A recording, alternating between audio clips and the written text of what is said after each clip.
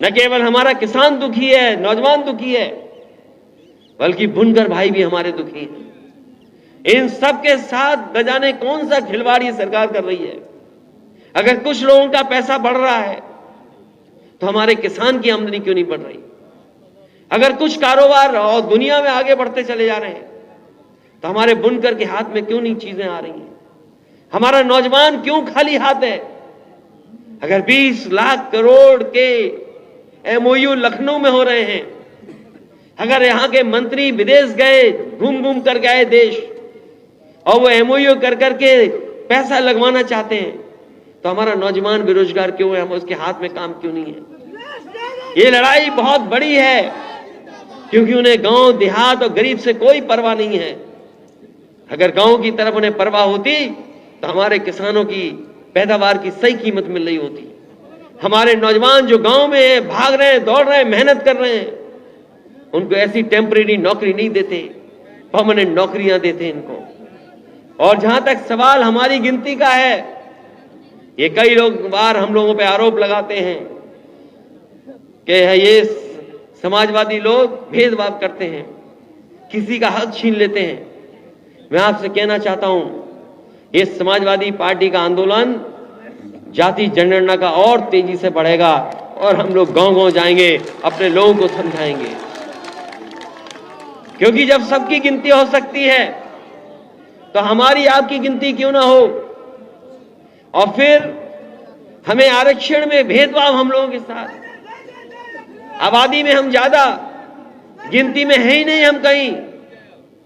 अगर चीजें बदल सकती हैं, बड़े बड़े फैसले अगर सरकार कहती है कि हमने इतने सालों में लेके दिखा दिए, अगर उन्होंने कुछ फैसले लेकर के दिखाए हैं, याद कीजिए हमने हर सभा में कई बार कहा कि समाजवादियों को मौका मिल जाएगा तो 3 महीने के अंदर जाति जनगणना करके दिखा देंगे।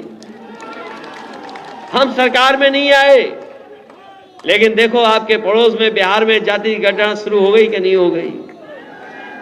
अगर बिहार कर सकता है जाति जनगणना तो यूपी तो बहुत आगे है।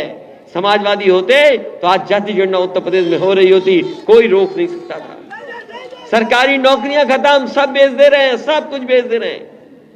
अभी एक मुख्यमंत्री जी के साथ हम लोग कार्यक्रम में गए थे तेलंगाना, वहां के मुख्यमंत्री केसीआर साहब ने हम सबको बुलाया था। उस सभा में एक मुख्यमंत्री ने बड़ी अच्छी बात कही।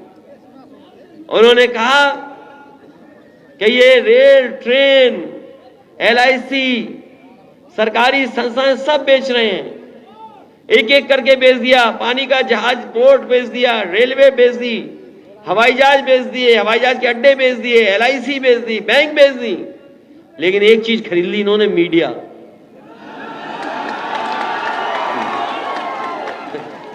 सब बेच दिया, लेकिन एक चीज पे कब्जा कर लिया इन्होंने। बताओ कब्जा हो गया कि नहीं हो गया?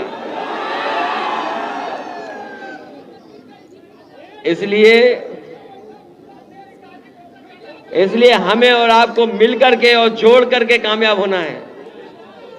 हालांकि हम लोग बाई इलेक्शन में आजमगढ़ पीछे रह गए थे, उसके कारण कोई हो, लेकिन मैं जानता हूं इस बार गाजीपुर से लेकर के आजमगढ़ से होते हुए और आखिरी तक आप देखना समाजवादी पार्टी का कितना झंडा बुलंद हो इस बार।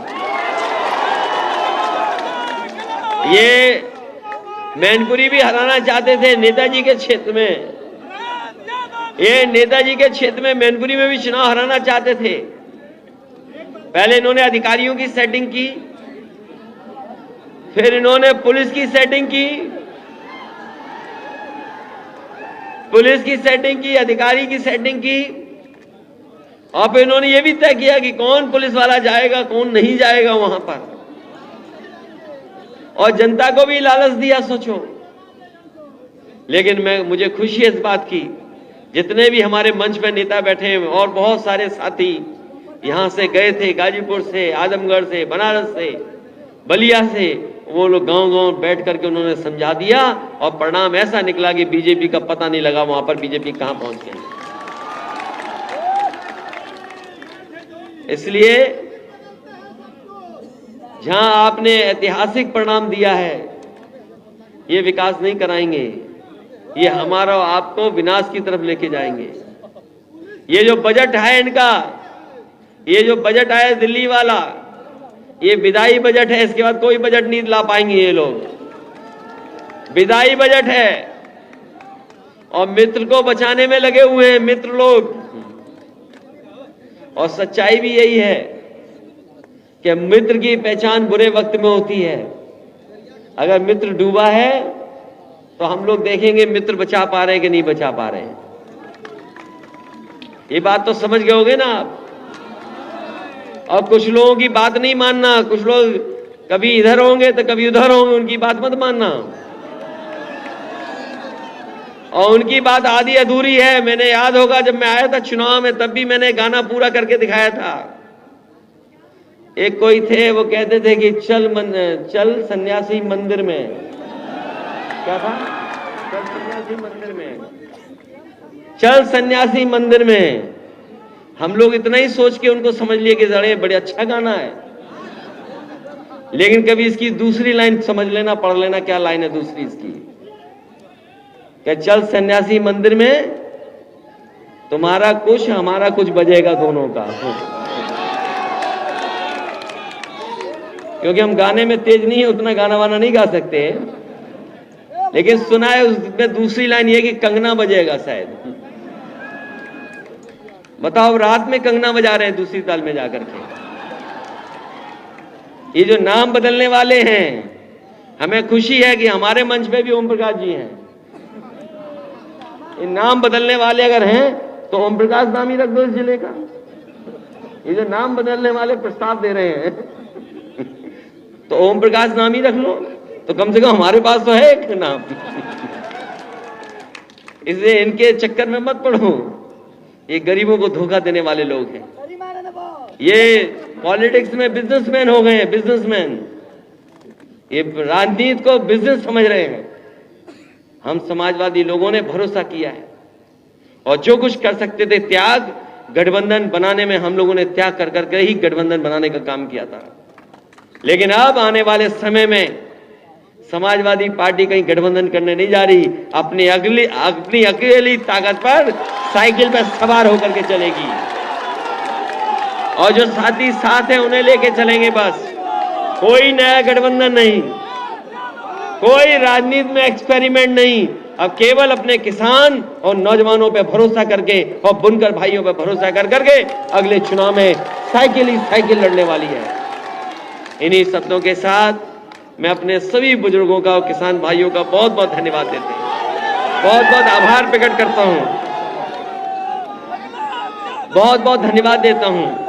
जहां आज हम अपने पार्टी के नेता श्री कैलाश यादव जी को याद कर रहे हैं, वहीं हमें जानकारी और आप सबने देखा कि गाजीपुर के ही नौजवान कासिमाबाद के जो जहाज गिरा था, जो जहाज का एक्सीडेंट हुआ तो उसमें जान चली गई थी।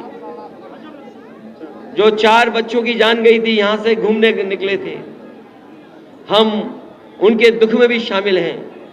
इस मौके पर हम श्रद्धांजलि देते हैं और ये भी भगवान से प्रार्थना करते हैं कि नौजवान बच्चे जिन्होंने खोए, उनके परिवार को इस दुख सहने की शक्ति दें और जो कुछ सहयोग और मदद हो सकती है उन परिवारों की, गरीब परिवारों की, हम लोग उनके दुख में खड़े हैं, उनके साथ खड़े हैं। इन्हीं शब्दों के साथ अपने गाजीपुर के सभी लोगों का बहुत बहुत धन्यवाद देता हूं और अपने संचालन कर रहे डॉक्टर रमाशंकर राजभर जी का बहुत बहुत धन्यवाद, क्योंकि जितना हमारी जनता बैठी रही सुबह से, जो सुबह से चल करके आए थे, इधर बहुत दिनों बाद मिले हैं हम और आप लोग, चुनाव के बाद मिल पाए हैं, इसलिए धन्यवाद। लेकिन जो एक्सप्रेस वे बनाया है उससे तो कम से कम कुछ दूरी और समय बच रहा है हम लोगों का मिलने का। इसलिए लगातार हम लोग आपके बीच में आते रहेंगे और इसी विश्वास और भरोसे के साथ कि जिस तरीके से आपने हमारी इस चुनाव में मदद की थी, हमेशा आने वाले समय में हम लोगों की समाजवादी आंदोलन को मजबूत कर देना, यही कैलाश यादव जी को सबसे बड़ी श्रद्धांजलि होगी। इन्हीं शब्दों के साथ आप सबका बहुत बहुत धन्यवाद और वीरेंद्र जी को और उनके सहयोगी साथियों का बहुत बहुत धन्यवाद, बच्चों का बहुत बहुत धन्यवाद जो बहुत देर तक स्कूल कॉलेज में बने रहे। बहुत बहुत बधाई आपको एक ऐतिहासिक कार्यक्रम के